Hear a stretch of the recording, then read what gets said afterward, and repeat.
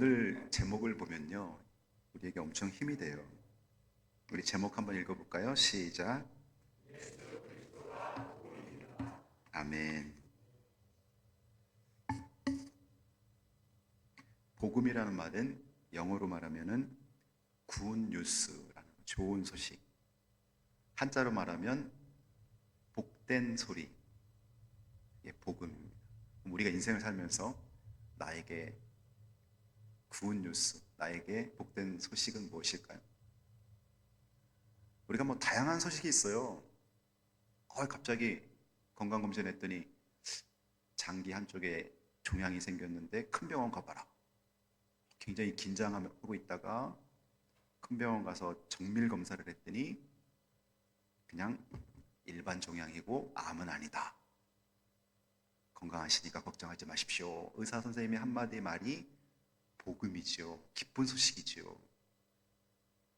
자녀가 열심히 3년 동안 공부해서 수능 시험을 딱 보고 원서를 냈는데 원하는 곳에 합격됐다는 소식을 부모가 듣게 됩니다. 기쁜 소식이죠. 복음이죠. 우리 삶에는 1년에도 수없이 이런 기쁜 소식들이 있죠. 그런데 우리 인생 전체를 놓고 볼 때 우리에게 가장 중요하고 우리 인간이 꼭 그 은혜를 받아야 되는 기쁜 소식은 뭐냐 하면 우리가 지옥에서 영벌받지 않고 천국에서 주님과 영원히 살 수 있는 영생을 얻을 수 있는 이 기쁜 소식을 듣고 믿는 것입니다. 그 기쁜 소식은 내 죄 문제를 예수님이 십자가에서 대신 지시고 죽으셨고 그리고 3일 만에 부활하셔서 우리 예수 믿는 사람들에게도 부활을 약속해 주셨다는 이 복음, 이것이 기독교의 복음입니다. 그래서 여러분이 내 교회에서 목회자가 여러분 복음 전하십시오, 지인들에게 복음을 말하십시오, 늘 이렇게 얘기하고 성경에서도 온 천하를 다니며 만민에게 복음을 전해라 이렇게 얘기했는데 복음이 뭐지? 라고 생각하시면 안 돼요. 복음이 뭔지도 모르면 여러분 교회를 다니시면서 반드시 선명하고 명쾌하게 알아야 되는 것이 복음입니다. 제가 제 1994년도에 일반 대학을 졸업하고 하나님 목회자로 저를 부르셔서 서울 신학대학교 신학대학원에 입학을 했는데 전도학 교수님, 그 당시 홍성철 교수님이 전도학을 가르치면서 이런 말씀하시는 거예요. 학생 여러분, 성경에서 복음에 대해서 가장 요약적으로 잘 표현한 성경 구절이 어딘지 아세요? 그러시는 거예요. 저희들이 잘 몰라서 그냥 침묵을 하고 있으니까 교수님이 칠판에다가 오늘 본문 구절 고린도전서 15장 3절 4절을 딱 제목을 적으시더니 이것을 읽으시는 거예요. 자, 고린도전서 15장 3, 4절. 내가 받은 것을 먼저 너희에게 전하였노니 이는 성경대로 그리스도께서 우리 죄를 위하여 죽으시고, 자, 복음의 첫 번째, 예수님이 나의 죄를 위해 죽었다. 장사 지낸 바 되었다가 성경대로 사흘 만에 다시 살아나사, 예수님이 성경대로 3일 만에 살아나셨다. 요 두 구절이 복음을 가장 잘 설명한 구절이라는 거예요. 처음엔 들으면서 저게 전부인가라고 생각을 했어요. 근데 신학을 공부하면서 느끼는 것은 이게 전부예요. 예수님이 나를 위해 죽으셨다. 예수님이 나를 위해 부활하셨다. 이게 복음의 핵심이자 복음의 전부입니다.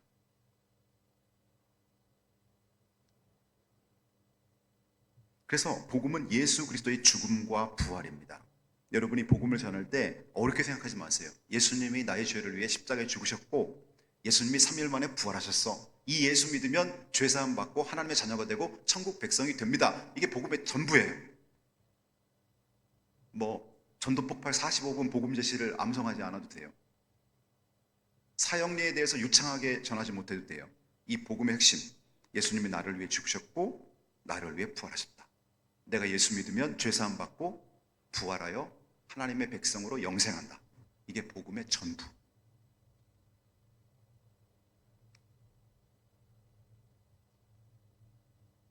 여러분, 죽은 후에 천국 가면 지금의 남편, 지금의 아내와 살게 될까? 여기에 대한 질문이죠. 제가 설교 여기 올라오기 전 한 15분 전에 그 인공지능을 통해서 뭐 하나를 찾아봤어요. 전국 기혼 남녀 500명을 대상으로 현재 배우자와 다시 결혼하겠는가라는 질문에 2024년 나우엔 서베이에서 조사입니다. 2024년이니까 그리고 오래된 거 아니죠? 현재 배우자와 다시 결혼하겠는가? 전체 37%가 현재 배우자와 다시 결혼하겠다. 그리고 63%는 하지 않겠다. 이렇게 대답을 했답니다. 37% 현재 배우자와 다시 결혼하겠다. 그 37% 중에 43.7%는 남성, 27%는 여성. 그 여성들은 이제 현재 배우자와 더 같이 살 의사가 없는 거죠. 그 미국 통계를 보면 여러분 어떻습니까? 미국이 한국보다 높을 것 같아요? 낮을 것 같아요? 미국 사람들은 결혼하면 다시 결혼한다면 지금 배우자와 같이 살겠는가? 미국 사람이 더 높을 것 같아요? 적을 것 같아요? 여러분 생각에는? 제가 이 통계 보고 깜짝 놀랐어요. 미국은요, CBS 뉴스에 나온 건데요, USA Today의 2010년 조사입니다. 미국의 기혼자에게 다시 결혼한다면 현재 배우자와 결혼하겠는가라는 질문에 90%가 다시 결혼하겠다고 답한 90%가. 세부적으로 보면은 그 90% 중에서도 남자들은 95%가 현재 배우자와 결혼하겠다고 했고 여자들은 85%가 현재 배우자와 결혼하겠다고 답했다는 거예요. 이게 도대체 무슨 일일까?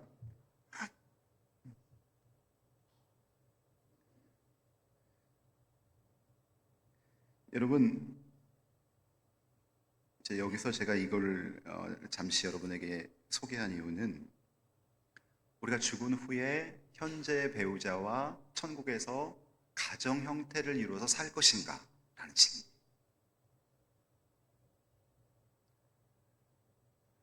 성경은 그렇지 않다는 거예요. 섭섭하신 분도 있고 잘 됐다는 분이 그렇게 생각하는 분도 있을 텐데 성경적인 걸 제가 말하는 거예요. 그래서 우리가 천국 가면 여러분 이럴 수도 있어요. 자기 남편한테 천국 가고 형제님 우리가 그때는 부부였지요? 그때 제가 많이 부족했어요. 그렇게 이야기할 수 있다는 거예요. 여기서는 우리 모두가 한 가족이네요. 형제 자매네요. 자매님들도 안무게 형제님 예전에 제 남편이었지요? 그렇게 얘기할 수 있다는 거예요. 그래서 여러분 우리가 하나님 안에서 우리 모두가 영적 가족입니다. 여러분 옆에 계신 분들이 우리 천국에 가면 지금처럼의 어떤 가족 시스템을 갖고 천국이 운영되는 게 아니에요. 그러니까 우리가 예수 믿는 모든 이들이 한 가족으로 하나님을 예배하는 거예요. 여기에 대해서 제가 성경 구절 하나 소개할게요. 마태복음 22장 29절 30절에 보면은 이 질문이 왜 나왔냐면은 예수님 당시 때 그 정치 파벌이 세 종류가 있었습니다. 하나는 바리새파, 또 하나는 사두개파, 또 하나는 열심당원 SNF파. 지금 우리로 말하면은 뭐 보수당, 또 그다음에 진보당, 극좌 이런 정치 파벌이 있듯이 예수님 당시 때 바리새파는 말씀대로 토시 하나 틀리지 않고 말씀 그대로 하루 살아가려고 하는 그런 그 사람들. 그러나 예수님이 그들을 지적했죠. 너희는 형식적으로만 예수 믿는다. 너희 마음은 온통 회칠한 무덤이다. 화 있을진저 바리새인과 사두개인들이요. 그래서 이 바리새파에서 배출되는 사람들이 서기관들이었습니다. 말씀을 기록하고 보존하는 사람들. 그 다음에 사두개파가 있었어요. 이 사두개파는 교권주의 주요 직책들을 이 사두개파들이 차지하고요. 제사장들을 배출하는 파가 바로 이 사두개파였어요. 지금으로 말하면 교계의 목회자 그룹들. 이 사두개파입니다. 그 다음에 열심당원은 지금으로 말하면 진보 세력들. 굉장히 극진보. 열심당원. 나라를 바꿔야 된다. 이런 진보 세력들이 바로 열심당원들. 그런데 그 중에서 사두개인들이 부활을 믿지 않았어요. 왜냐하면은 아니 이 땅에서 90년, 100년 사는 동안에 우리가 육신이 필요해서 육신이 늙어가는 육신을 갖고 입었는데 아니 천국에서 영원히 사는데 무슨 육신이 필요하냐. 그러니까 그 사람들은 육신의 부활을 믿지 않고 예수님의 부활은 믿었지만 성도들의 부활을 믿지 않았어요. 그렇게 믿지 않는 데다가 예수님이 부활에 대해서 이야기하니까 예수님께 이 사두개파들이 부활이 없다는 것을 공격하기 위해서 질문을 던졌어요. 그 질문은 뭐냐면은 형사취수제라고 있었어요. 구약성경에 나와요. 형사, 형이 죽으면 취할 취차 사, 형의 형수, 형사취수제. 형이 죽으면 동생이 형수를 취해서 사는 거예요. 그러다 또 그 동생도 죽으면 셋째가 형수를 취해서 살면서 그 가족의 씨를 이어가는 이런 제도가 있었단 말이에요. 그 제도를 딱 언급하면서 어떤 부인이 남편과 살다가 죽었는데 둘째가 그 부인하고 살고 이렇게 해서 7명의 형제들이 6명 다 죽고 이제 그 형수와 다 산 거예요. 이렇게. 그러면 천국 가면 이 여인은 누구의 아내가 되겠느냐? 이런 질문을 예수님께 던진 거예요. 황당한 질문이죠. 사실 그런 경우는 사실 없고. 그랬더니 거기에 대해서 답하신 게 예수님 2구절이에요. 예수께서 대답하여 이르시되 너희가 성경도 하나님의 능력도 알지 못하는 고로 오해하였도다. 이 말은 무슨 말이에요? 하나님이 우리에게 새 몸을 입혀주셔서 그 몸은 나이 드는 몸, 주름살이 생기는 몸, 질병이 생기는 몸이 아니라 예수님의 부활할 때 그 영체, 예수님의 몸과 같은 영원히 하나님과 함께 할 수 있는 그 몸을 입혀주신다 그랬잖아요. 여러분 집에 돌아가셔서 고린도전서 오늘 본문 아래 고린도전서 15장을 읽어보세요. 그러면 불갑을 이 썩을 것이 썩지 아니할 것을 입겠고 썩지 아니할 몸을 하나님 입혀주신다고 약속해 주셨어요. 하나님의 능력도 알지 못하는 거로 오해하였도다. 부활할 때는 장가도 아니가고 시집도 아니고 하늘에 있는 천사들과 같으니라. 하늘에 있는 천사와 같다는 거예요. 제가 사실 여러분 장례가 나면은 남편이 소천을 하든 아내가 소천을 하든 제가 위로합니다. 집사님, 권사님, 천국에서 다시 만날 걸 생각하면서 위로받으세요. 부활의 소망으로 위로받으세요 라고 위로합니다. 천국에 가면 물론 먼저 소천하신 여러분 부모님이나 또 남편 아내를 볼 수 있을 거예요. 그러나 천국에 가서 그분들을 다시 끌어모아서 가정 형태를 이루어 살진 않아요. 그냥 모두가 하나님의 자녀이고 천사처럼 주님을 찬양하는 거예요. 이 구절의 핵심은 뭐냐면은 내가 천국 가서 지금의 남편, 지금의 아내와 또 살까 이런 게 주제가 아니고 여기 핵심은 부활이 반드시 있다는 거예요. 이 말씀의 정확한 핵심은 부활은 영의 부활만 있는 것이 아니라 육신도 하나님이 입혀주시는 새 몸으로 부활한다는 거예요. 그럼 여기서 또 이제 어떤 사람 질문합니다. 목사님, 우리가 지금 30대, 40대, 20대, 50대, 60대 몸 중에 언제 때 몸으로 부활합니까? 이렇게 질문하는 분이 있어요. 그건 저도 몰라요. 그러나 분명히 20대, 10대 이런 연령대의 몸이 아니라 하나님이 입혀주시는 새 몸은 우리의 상상을 초월합니다. 그건 제가 조금 더 또 설명드릴 거예요.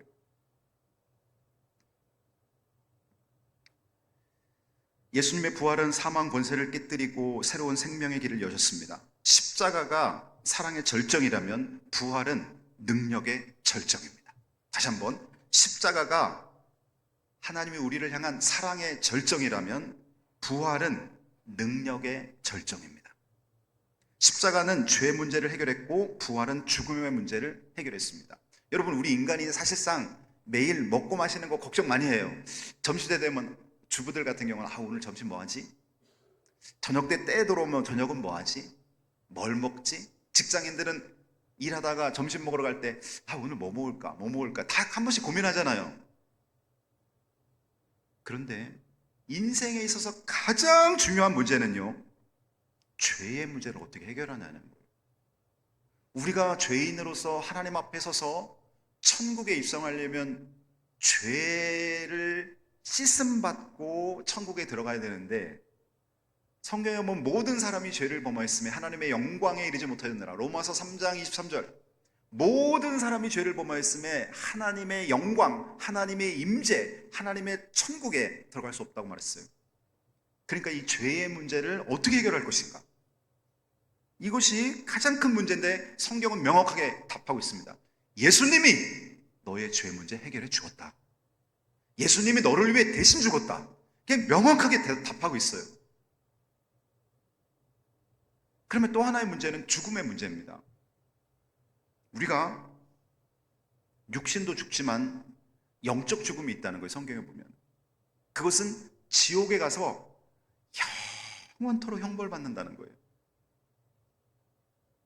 우리의 자녀들이 군대 가면은 옛날에는 33개월, 그 다음에 30개월, 그 다음에 24개월, 18개월 이렇게 군복무 기간이 줄고 있는데요.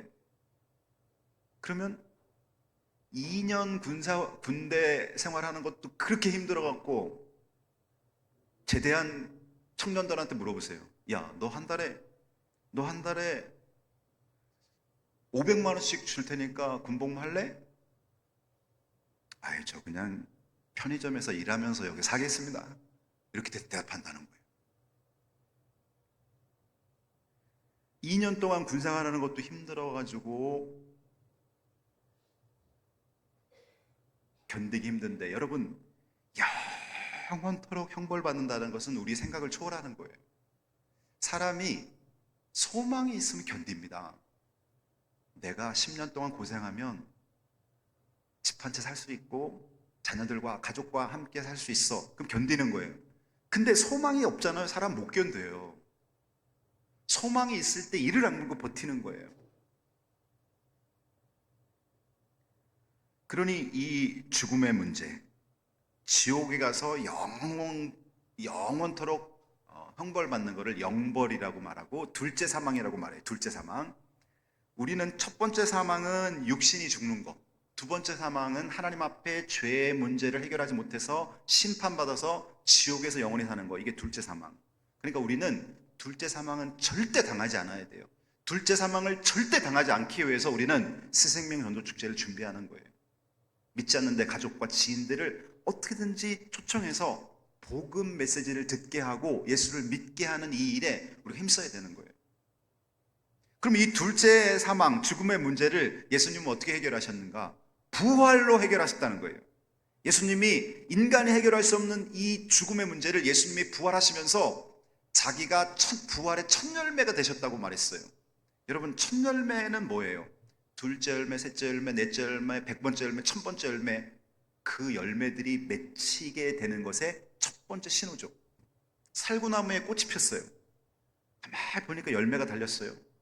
첫 번째 열매가 딱 열리는 순간, 이 살구나무 살아있고 이 살구나무 열매 맺을 수 있네? 생산력 있네? 라고 생각하죠.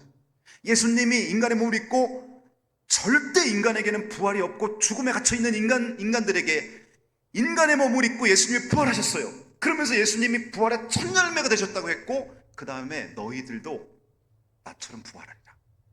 그러면 우리가 부활의 둘째 열매, 셋째 열매, 넷째 열매, 100번째, 1000번째 열매, 1억번째 열매가 되어서 천국에 입성하는 거예요. 그러니 십자가는 사랑의 절정이고 부활은 능력의 절정인 것입니다. 두 번째로 복음은 사실이고 확실한 증거가 있다는 것입니다. 오늘 본문 4절에서 8절에 보면은 그러면 이 부활이 진짜냐, 예수님의 부활이 진짜냐, 여기에 대한 논쟁, 거기에 대한 해답이 오늘 4절부터 나와요. 증거를 갖다 대는 것이죠. 요즘에 우리가 정치인들 막 여당 야당 막 서로 막 고소하고 그럴 때 심증은 있는데 물증이 있어야만 이게 소송에 들어갈 수 있죠. 물증이 없으면 심증으로 끝나는 거예요. 저 사람이 나 성추행했어요, 저 사람 눈빛이 음흉해요, 이거 갖고 안 되는 거예요. 성추행을 어떻게 했는지 분명한 증거가 있고 CCTV 영상이 있어야 되는 거예요. 그러면 예수님이 부활한 거에 대한 증거는 뭐냐? 이거 그냥 기독교인들이 기독교 교세 확장하려고 이거 퍼뜨린 어떤 이슈 아니냐? 거기에 대한 답이 오늘 나온 증거가 있다는 거예요. 장사 지난 바 되셨다가 성경대로 사흘 만에 다시 살아나사 게바에게 보이시고, 게바는 베드로입니다. 베드로를 말하는 거예요. 게바에게 보이시고 후에 12제자에게와 그 후에 500여 형제에게 일시에 예수님이 부활하신 몸을 보이셨다는 거예요. 그 중에 지금까지 대다수 살아있고, 여기서 지금까지라는 건 고린도 전설을 집필할 당시, 그때까지 대다수 살아있고 어떤 사람은 잠들었으며 그 후에 야고보에게 보이셨고 그 후에 모든 사도에게와 맨 나중에 만삭되지 못하여 난 자 같은 내게도, 바울 자기 자신에게도 예수님이 보이셨다. 사도행전 9장에 보면 바울이 다메섹 도상으로 가다가 빛으로 임하신 예수님 만나잖아요. 부활하신 예수님 만나잖아요. 그 얘기하는 거예요. 이렇게 예수님의 부활에 대해서 예수님이 여기서 500여 형제에게 일시에 보였다는 건 중요한 것입니다. 한두 사람이 부활을 경험한 것이 아니라 동시에 수백 명이 동일한 부활의 주님을 보았다는 것은 역사적 사실을 뒷받침하는 강력한 증거가 되는 것이죠.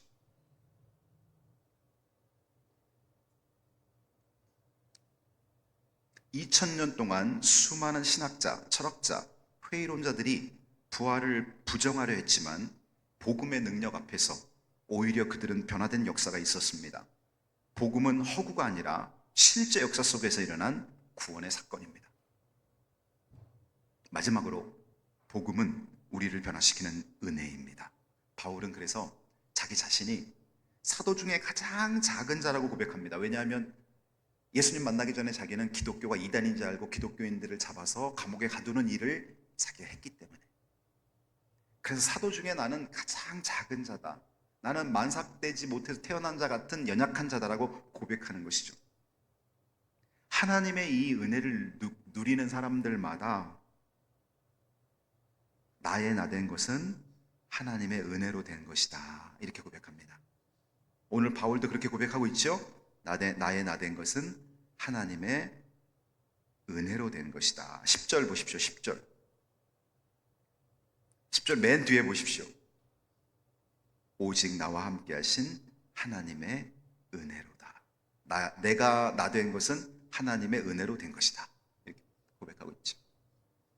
우리가 코로나 이후에 이 복음성을 많이 불렀어요. 은혜라는 복음성입니다. 가사만 보면요, 내가 누려왔던 모든 것들이, 내가 지나왔던 모든 시간이, 내가 걸어왔던 모든 순간이 당연한 것 아니라 은혜였소.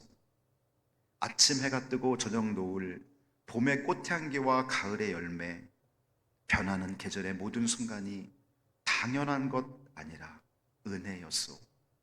모든 것이 은혜, 은혜, 은혜, 한없는 은혜. 내 삶에 당연한 것 하나도 없었던 것은 모든 것이 은혜, 은혜였소.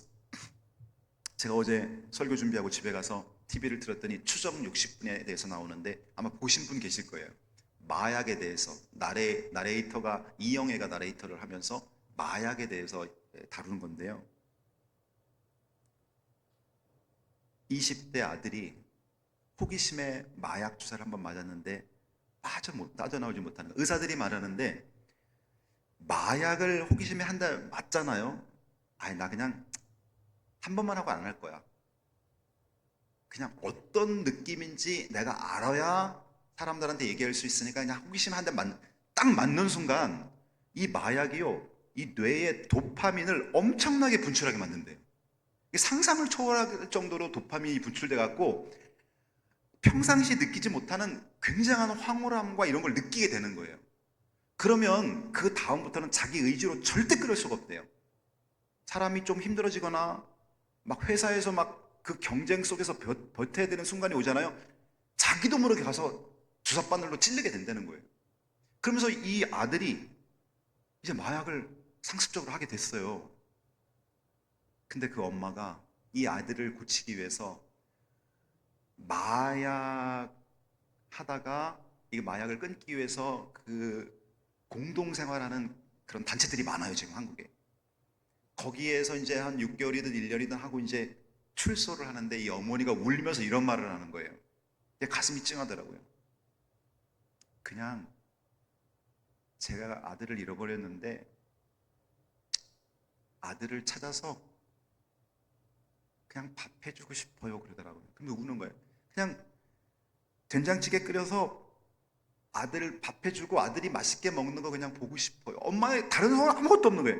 내가 내 아들 밥 해주고 싶어요 그러면서 우는 거예요. 근데 가슴이, 야, 여러분 주부들, 우리 어머니 아버지들, 자녀들 건강하게 같이 식탁에 앉아서 맛있게 밥 먹는 거 당연한 것 같지만 하나님의 은혜라는 거예요.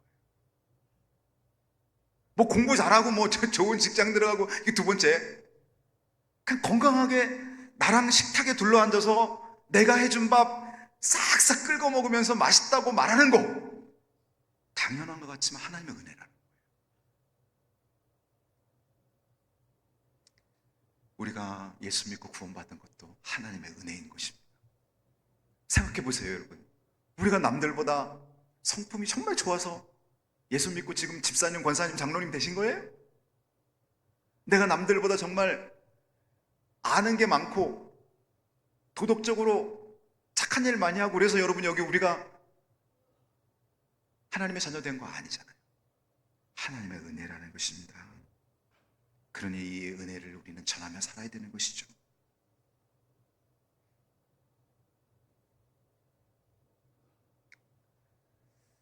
부활을 설명하기 위해서 제가 이제 부활을 설명하기 위해서 이제 인공지능의 도움을 좀 받았어요. 제가 질문을 인공지능한테 이렇게 던졌어요. 예수님의 부활과 장차 성도들이 맞이할 부활을 불신자들에게 어떻게 설명하면 믿을까? 부활을 불신자들이 이해할 수 있도록 아주 설득력 있게 설명해봐. 제가 이렇게 이제 인공지능한테 던졌더니 인공지능의 답은 이렇습니다. 박 목사님, 이거 말고요. 박 목사님, 정말 중요한 질문을 주셨습니다. 예수님의 부활과 장차 성도들이 맞이할 부활은 기독교 신앙의 핵심인데 불신자들은 종종 죽은 사람이 어떻게 살아나느냐 하고 의심하지요. 그분들에게 설득력 있게 설명하려면 이성적 근거, 역사적 증거, 삶에 변화된 실제를 함께 제시하는 것이 좋습니다. 그러면서 이제 역사적 증거, 이성적 논리, 삶의 변화를 가지고 인공지능이 저한테 답을 해왔어요.